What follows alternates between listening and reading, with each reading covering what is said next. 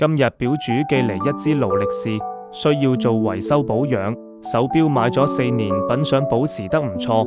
表主反映2個問題，第一個係走時偏慢，實際測試落嚟1日萬幾秒鐘，仲有位差比較大，其實已經到咗保養期。第二個問題係晃動時有聲音，但其實勞力士3230機芯用嘅係滾珠軸承，本身就應該會有聲音。不過我幫你做好保養加反潤滑之後，呢個聲音會改善好多。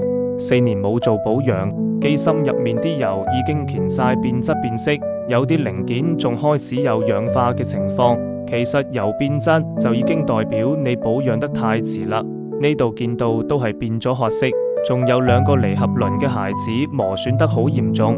呢隻表保養嘅時候冇更換過任何配件，雖然2個離合輪有磨損，但加咗新嘅潤滑油，對日後正常使用基本上冇乜影響。佢哋嘅磨損可能係因為冇定期保養，潤滑油變質咗，亦可能同成日手動上鏈有關。喺顯微鏡底下睇啲細節，擒縱輪軸有個好靚嘅大油圈，隔籬嘅螺絲槽口仲係整齊，按鈕位都睇唔出有被撳過嘅痕跡。